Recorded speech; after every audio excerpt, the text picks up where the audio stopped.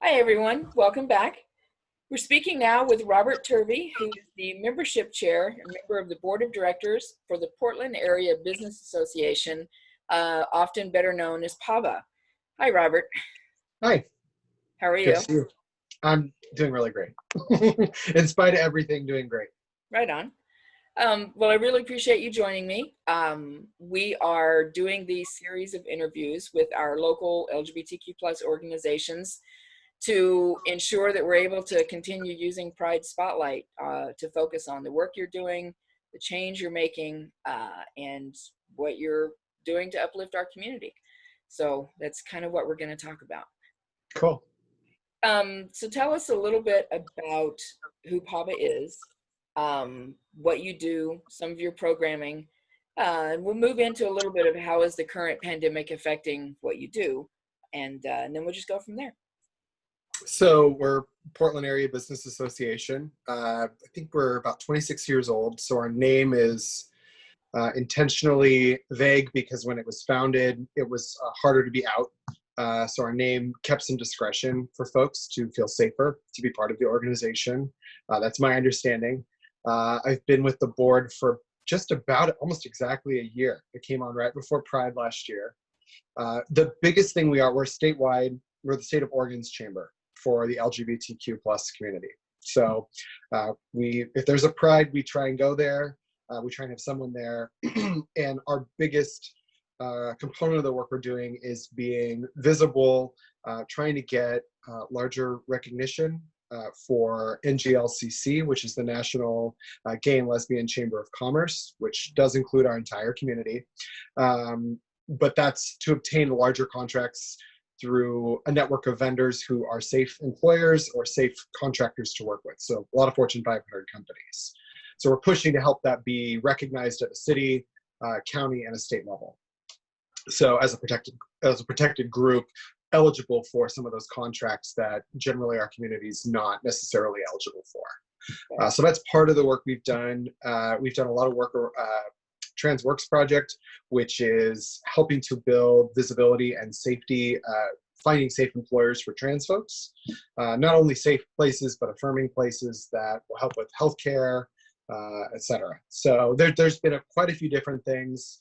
We'd like to move into scholarship fund and move towards mentorship, peer mentorship, and that sort of thing. It's because we've kind of restarted what we do, our organization, we basically started a lot of our collateral from scratch.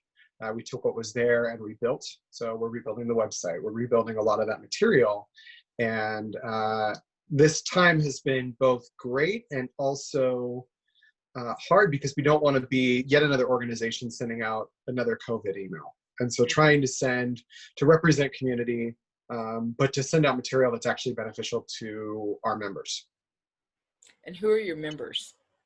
Yeah, so our members are LGBTQ plus business owners anywhere in the state of Oregon and Southwest Washington. So we pick up Vancouver metro area because Seattle is pretty far. That would be sort of our sister organization. Mm-hmm. But we, just like with Pride, we pick up Vancouver because we want to make sure we're supporting those folks.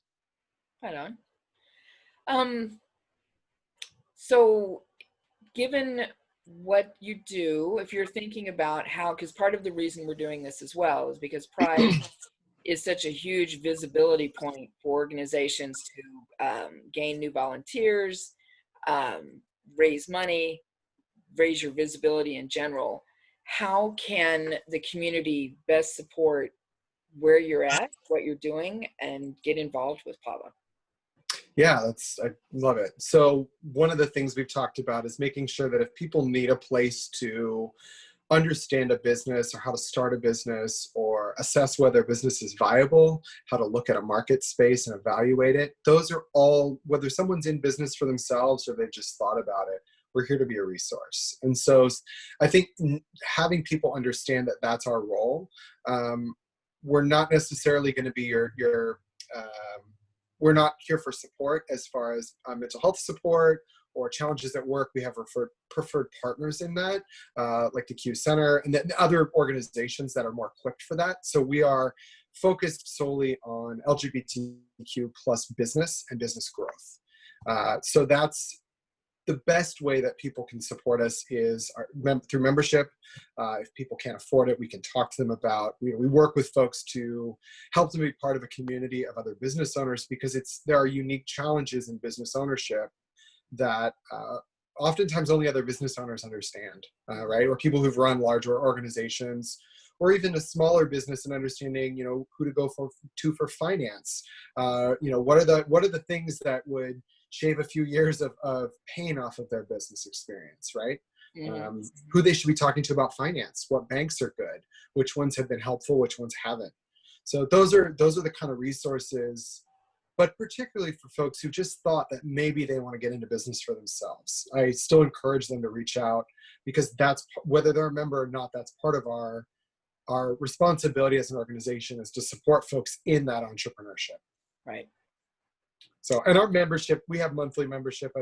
I think the lowest is like maybe $13 to $15 a month. So for like a very small business, it's fairly affordable. And even if that's a barrier, we don't want people to not reach out and talk about membership. So I'm definitely the person to reach out to if people want to ask more about it or understand more about the resources and the people that we're connected with. Okay. And if somebody wants to reach out to you or to PABA and find out more, how do they do that? Yeah, so they can go through the website. Also, I think the website's probably the best way right now. We're still in the process of designing it on the back end, so what you see is not what it will be. That's the easiest way. info@paba. I believe paba.com, but I need to take a look at that because I have my own email. So we'll basically submit a contact form or send an email to anybody in the organization, and it will come to me. Okay, great. Finally, and this is sort of that vague general kind of question. Sure. If you, in thinking about where we're at in today's time, pandemic, etc., if you had a message for the community, what would that be? A focus for PABA has been to support beyond our own community. I was given the advice by the Oregon Chamber president that we are stronger in numbers than we are individually as organizations. And by that, she meant partner with other organizations that have some overlying purpose, that there's some overlap. And because our community is so large, so diverse, we overlap with a lot of the other minority chambers, so the ethnic chambers in Portland. And one of the big building relationships with them, right?